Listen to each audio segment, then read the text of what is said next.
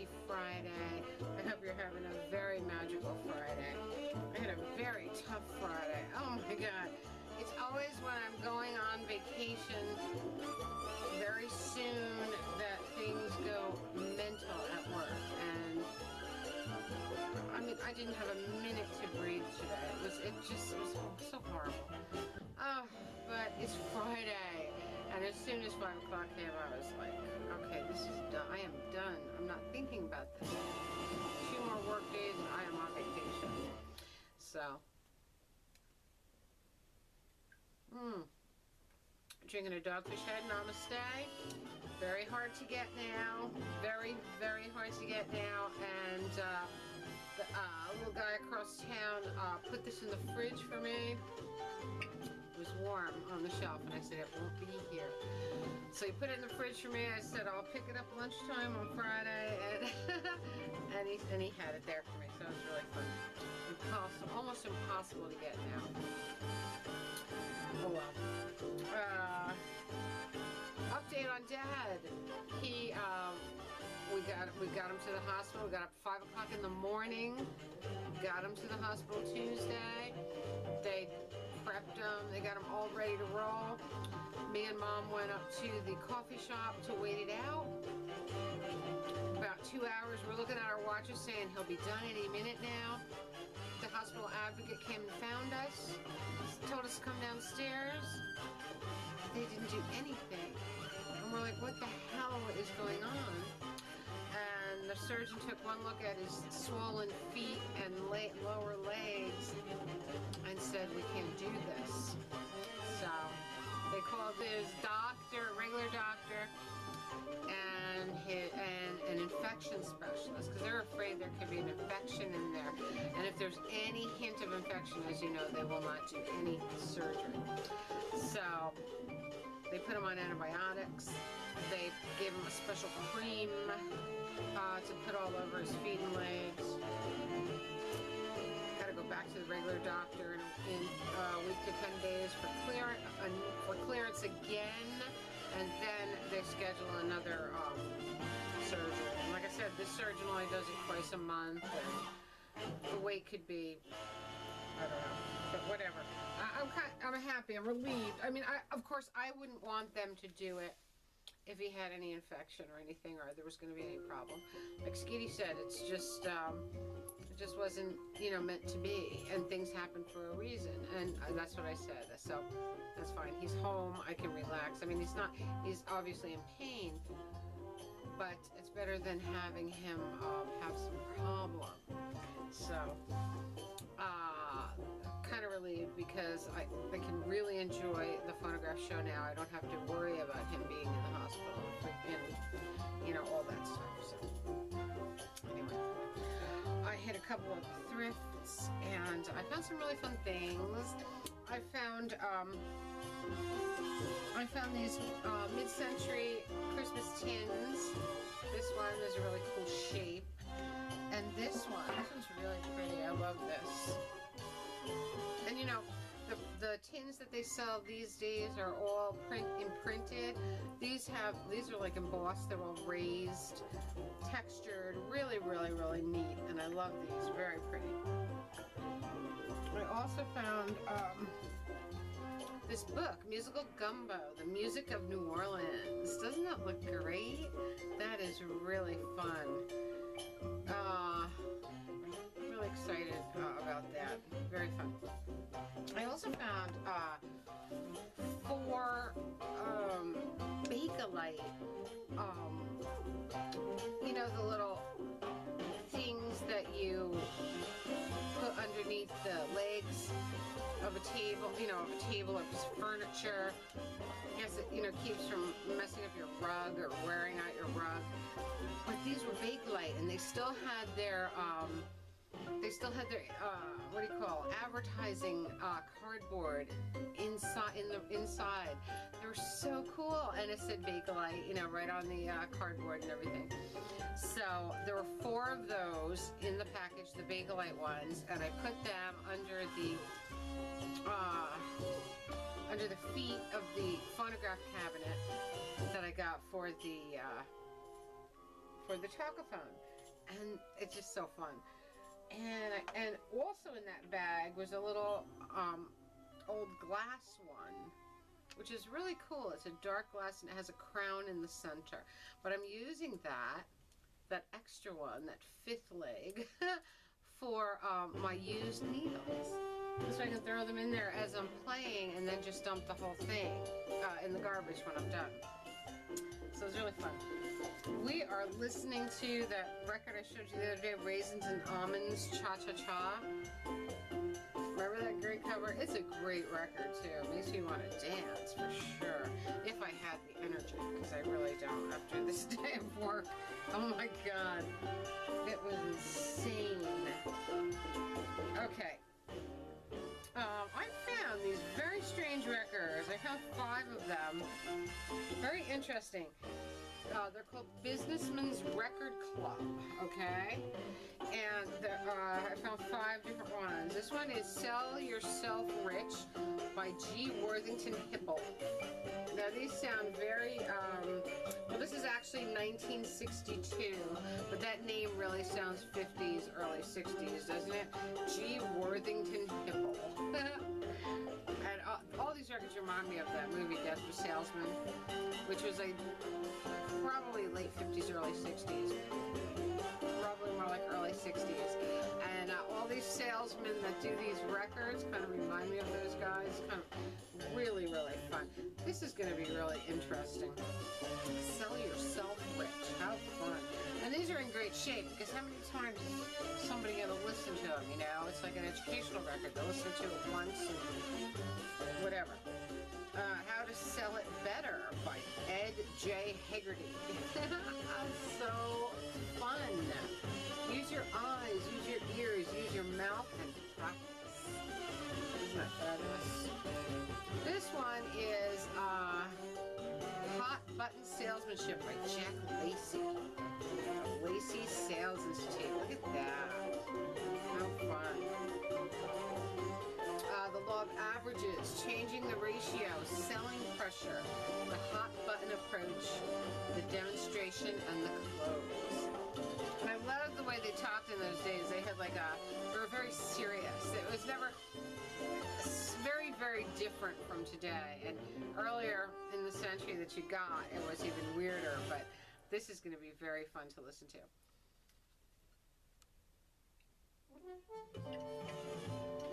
The 50s and early 60s was a very big time to sell people on things, you know. The atomic era was in full bloom. There were so many things that to sell. There were things to attract the housewife. You know, that's when the door-to-door vacuum cleaner salesman started. The Fuller Brush guys were in full force. Tupperware ladies, all that fun stuff. Sincerely Yours, a prescription for successful business and letter writing by L.E. Cy Fraley. Love him. Look at him. How fun. Put a friendly handshake in every letter. Say what needs to be said without wax. Every letter is a sales letter, and how to write a sales letter. How fun. And this one, How to Sell on Purpose Instead of by Accident by Armand J. Gariepi. Very, very, very fun. These are so great. And it was a whole record club, Businessman's Record Club. Isn't that something? Record clubs were huge in the 50s and 60s. I'm sure that a lot of you have seen the stenography records and learned how to type and things like that. So many of these things. So much fun. Totally a different way of life. Ping Pong Percussion of Jerome Kern. Look at that. Isn't that beautiful? Stereophonic record. This is really, really cool. This is on Pirouette, I believe. Yes, Pirouette. Made by Synthetic Plastics Company of Newark, New Jersey. It's not far from here. That's where the airport is. The Fantastic Sound of Guitars Unlimited. Now this one has some good stuff on it. This one has House of the Rising Sun. It has has a whiter shade of pale. It has Let It Be.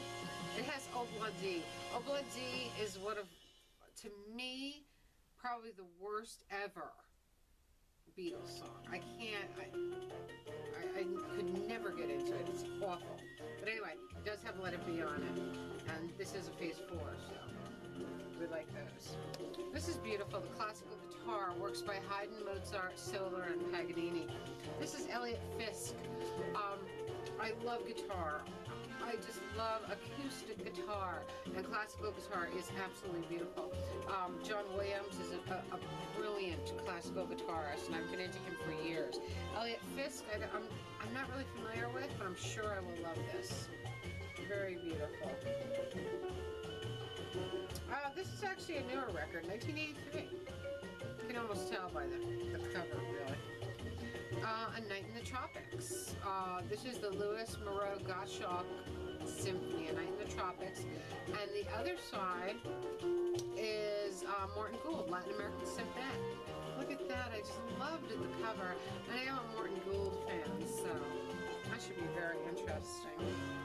Percussion and guitars, look at that. This is so great. This is an Al Caiola record. This is an early Al Caiola, because after this, when Al became really popular, his name featured on the covers. So this is a Series 2000 record on Stereo Time. Percussion and guitars with Al Caiola. Look at that. Very early Al. This makes me really excited because he is awesome. Him and Tony Mottola, two great mid-century guitarists that, you know, loungy, exotica type guitarists that I think anyone who loves guitar music would really, really enjoy. This is really fun. Buick presents an exclusive new album, The Sound of Tomorrow, on Dynagroove. This has a lot of fun stuff on it, but this is, again, the double collectible feature, the Buick record collectors, and with the Buick aspect, the car collectors. And on the back it has Buick The Ride of Tomorrow, Today. I don't know if you can see the picture of the car. Very nice. This has Marty Gold. This has Hugo and Luigi. It has Sid Rahman, Robert Shaw Chorale, Dick Shorey's percussion, Pops, Peter Nero. A lot of good stuff. Really going to be fun. But the fact that it was a giveaway by Buick, I really like that. Oh, okay, guys. Now we're listening to Impact, one of my favorite records. This is great. This has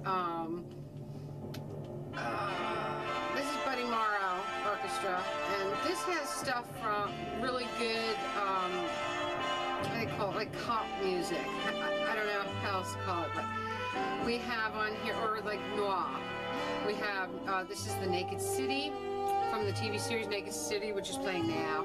We have things like Rawhide, Perry Mason theme, the M Squad, Peter Gunn, you know, really great stuff. Really beautiful. One of my favorites. I've played that in the background before. I also found instrumentals, country style. Instrumentals. This one has Foggy Mountain Breakdown by Flat and Scruggs. And I love all the breakdowns, but Foggy Mountain Breakdown is a very well-known one. And all instrumentals on here, which I'm really going to love. And I got this beautiful Jean-Pierre Rampal suite for flute and jazz piano. I think that's going to be awesome. I think Jean-Pierre Rampal is really awesome. Claude Bowling is the pianist on this one. I played flute when I was little. I played flute till I was about 14 years old, 15, maybe even 16. So I really like Rampal, and this is going to be really good, I think. So, anyway, that was the scores. I showed you the new Talkaphone the other day. I love it. It's just so amazing. Antique Phonograph Show is coming up next weekend. Oh my gosh, I can't wait. Now this weekend is going to be beautiful. Saturday and Sunday are going to be warm and sunny. We've had rain for days. It's horrible. But yeah, this weekend's gonna be beautiful. I'm praying for great weather the weekend of the phono show, because Saturday is such a special day. It's the day of the little impromptu show in the parking lot, the day before the actual phonograph show. And I almost enjoy that more because, you know, people are just there to hang out. People, you know, the real diehards are just there to hang out. And some of these sellers come from so far away that they figure, you know, make it a whole weekend because they have to stay over anyway to be there in time for the show on Sunday. So, but this is really exciting. I can't wait. I'm really looking forward to it this year. And that guy from Downington is going to be bringing my the phonograph that I bought from him. He's going to hand deliver it, which is really fun. So anyway, a little word out to Burton. I got the Samson mic. Is that the one you have? I just bought a Samson mic. I really like the mic that you have, and I'm pretty sure yours is a Samson. So I got the Samson mic, and I figured I could do some good voiceovers and recording with that. I'm really excited about it. So anyway, guys, I think that's about it. I hope you're having a magical, mystical, musical Friday. I am so glad it's Friday. I can't tell you. I will talk to you all very, very soon. I love you all. Bye. Salud.